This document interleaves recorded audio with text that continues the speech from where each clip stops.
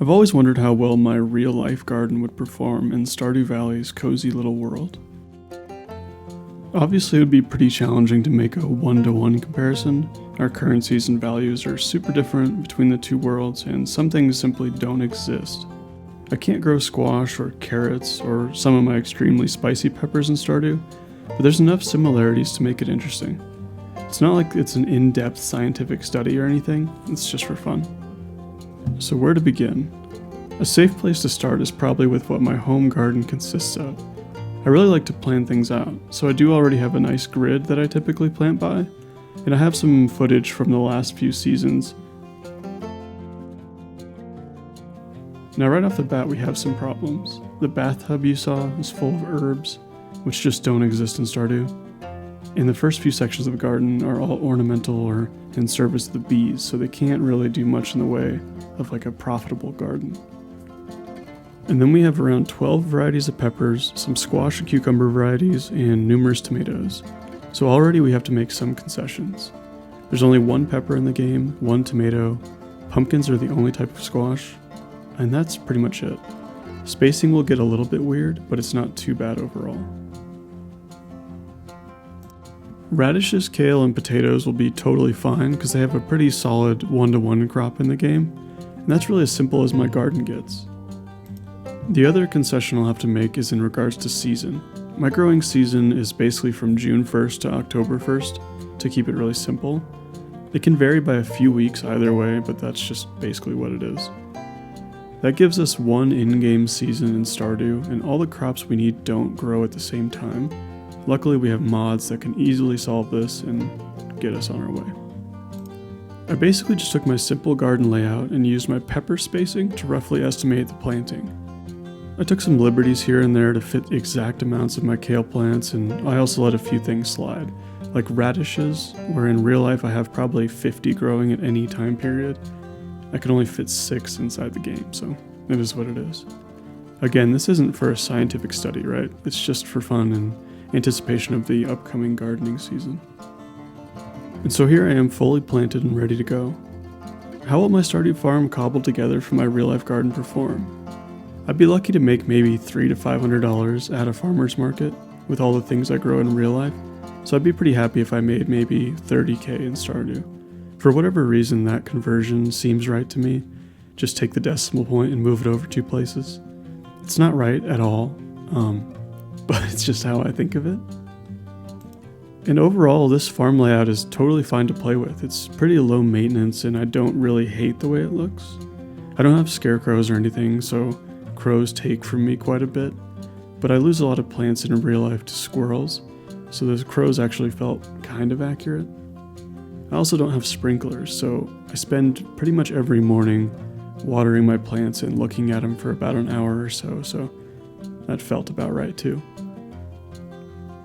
I tend to keep a few extra seedlings started in my house in the event of squirrel loss, so I just replant stuff in the game every time I lose a crop. It's pretty accurate. I just filled all the empty space with fiber and flowers just to kind of beautify it a bit, but I didn't do any beehives since I don't produce honey in real life. I'd like to, but it just isn't realistic. I also gave myself a jar to make pepper jelly, which is the closest thing I can think of as like hot sauce. But there are some really noticeable differences in quantity of crops between Stardew and real life, and that's why I allowed myself to replant with free seeds at every harvest. For example, in real life, potatoes are only harvested once, right? But every one of my plants will give me a dozen or so potatoes. Kale can be harvested over and over and over again, and radishes produce super fast. And we had quite a few more squash plants in real life compared to the amount of Stardew pumpkins I could fit. I probably harvested a few hundred peppers, and maybe 50 or so tomatoes thanks to some ají charapitas, which are like these little round, spicy Peruvian peppers, and I used sun gold cherries. So we'll see how those numbers really compare. After a season filled with some pretty mind-numbing watering and sleeping over and over again, we ended up with our final totals, and a cat named Granny for whatever reason. Overall, the numbers weren't all that different from what I would estimate I had in the real world. Around 190 peppers seems pretty right, 7 jars of sellable hot sauce is generous, but I'll still take it. 6 strawberries is sadly pretty accurate. It's our first time growing strawberries and it just didn't go very well.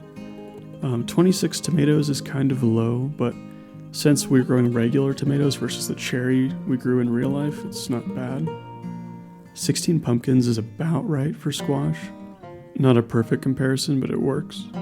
The rhubarb is whatever, it's the closest thing I could find to chard. And then 32 potatoes is actually pretty close, even though the ones we grew in real life were super, super tiny. And then radishes were a huge miss, but I knew that was like gonna be the case. And then kale seemed fine too, considering we harvested like every single day a couple leaves. 75 small bundles seems pretty good. And then as a quick note, I did disregard the star quality of the goods. It's just a level of complexity I didn't want to deal with. And realistically, all of these numbers are pretty meaningless. For all we know, every tile of the farm in this game is meant to represent a much larger amount of actual produce, but whatever. I had a ton of fun with this either way, and now I can kind of see how it worked out financially.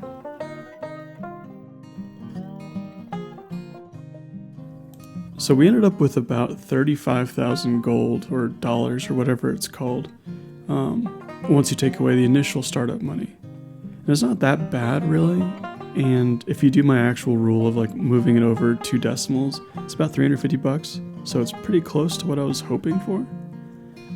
It's not that easy, obviously, to sell things in real life, but it's still a fun project, I guess. Anyway, I hope you enjoyed watching this little experiment. It was kind of interesting to take a look at this from, a fictional world versus a real world, and it's something I wouldn't mind doing again in the future, but maybe the reverse, like not taking 1,500 starfruit crops and planting them at home, but like something smaller scale, like growing all the spring crops and something like that. So anyway, I upload quite a bit if you want to check out my other videos. I mostly do like long play kind of stuff, so yeah. Thanks for watching.